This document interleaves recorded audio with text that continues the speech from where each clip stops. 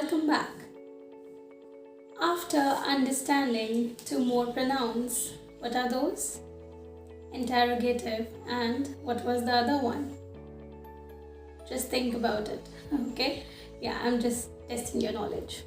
Yes, so after understanding two pronouns or after understanding more types of pronouns, today we'll understand what are the other types of pronoun further. Don't get confused, just understand it, form your own sentences, think about a few examples, and you'll do great, okay? And if any confusion happens, we'll practice it by practicing certain questions. So don't worry, okay? Yes. So what is the next type of pronoun that we will be discussing? Yes, it is this, reflexive pronouns. How do we understand reflexive pronouns? Think about a reflex action. Think about you are reflecting on your own actions. For example, you created a beautiful art piece and you showed it to me and I was like, wow, the colors are beautiful. What will be your response? Your response will be, thank you, Hina. I did it all by myself, isn't it? Yes. So as soon as you started telling me that you did it all by yourself or you added myself in that sentence, that means we used a certain pronoun there. Yes, myself, yourself, herself, his, himself, itself. Anything that specifies that the action was done by a particular entity or a particular person and it's telling that the action was done by that particular person. I want to say that I am creating this all by myself, or I wrote a poem all by myself, okay? Yeah, so all these myself, herself and himself are reflexive pronouns. Why? They are focusing on certain actions done by a particular person. It's like you are reflecting your own actions and you're reflecting on the actions of others. That is what reflexive pronouns are. Okay, for example, myself, yourself, himself, herself, itself, ourselves and themselves. Ourselves and themselves. In terms of plural, it's all same. Now let's form some sentences. One sentence we took an example was related to myself. Now, I just told I did it myself. It can be anything. It can be a song, a poetry, a cooking or cleaning or anything. I did it all by myself. Yes, you can finish it yourself.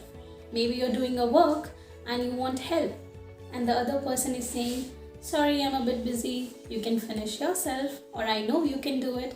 Finish it yourself. Yes. So as soon as I said, I'm reflecting the action onto you. Yes. After that, she baked it all by herself. She's baking a cake, a pastry, anything. And she baked it all by herself without anyone's help. Yes, so we are reflecting on her actions. We are focusing on the actions that was done by her. Right? After that, they worked on themselves by self-improvement classes. They took a self-improvement class just like you're taking an English session, and I can say he or she or you worked on yourselves by taking this session. Yes, so that is again the same reflexive pronoun example. What else? We ourselves worked hard to win the art competitions. Yes, an animal can clean itself. You might know. I know that about cats and dogs, that they can clean it themselves. But for animals, as we use itself, and we are talking about a particular one, maybe a cat, maybe a dog, or you can say a dog can clean itself. Yes, that is reflexive pronouns. Any reflection happening on an action done by something, that is reflexive pronouns. Don't get confused. Whenever you use sentences like I did it, or you did it, or she did it, or he did it, after that you start adding myself, herself, himself, itself, and that is what reflexive pronouns are. Think about some more similar sentences and you'll understand it better. Alright, what is our next pronoun? The next pronoun that is there is indefinite pronouns. Now when I talk about indefinite pronouns, what are those? Indefinite pronouns are something that is not definite. Now you would say, what kind of definition is this, Hina? Think about it. Something that is not referring to a particular person, place or thing. Just like anyone. There are lots of people and you can call anyone. Or you can call everyone. Each one. Someone. Am I pointing out someone called Rahul or Rohit or Ram or whosoever we are talking about? Right? I did not even tell if she or he, female or male, I'm talking about. No. I just said someone, anyone. So that means we are not pointing out at a particular person, or we does not refer to a particular person. That is what person, a particular person or thing, that is what indefinite pronoun is.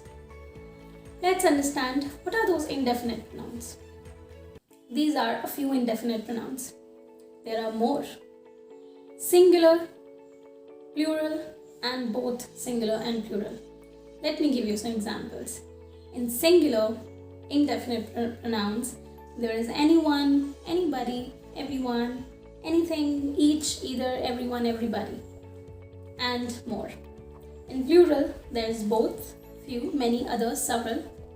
And in both singular and plural, there is all, any, more, most, none, and some. And there are even more.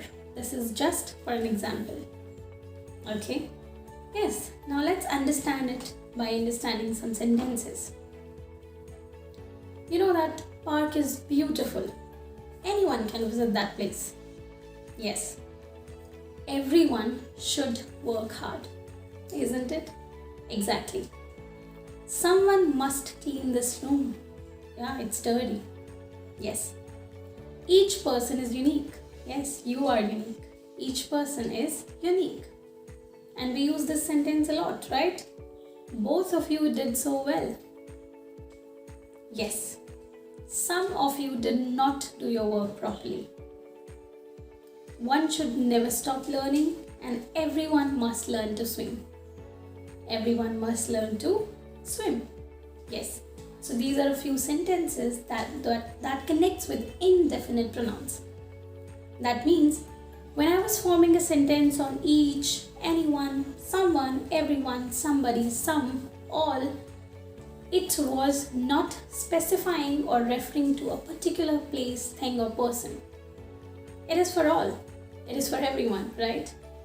All of you. Focus here. Yes. That is again one of the sentences of indefinite pronoun. Now, how will you practice both of these pronouns? Just by forming more sentences and just by understanding them in your mind. You don't have to specifically write anything, learn anything. That's the beauty of grammar, you know. Just form more sentences in your mind and we'll meet again in the next session. Till then, take care.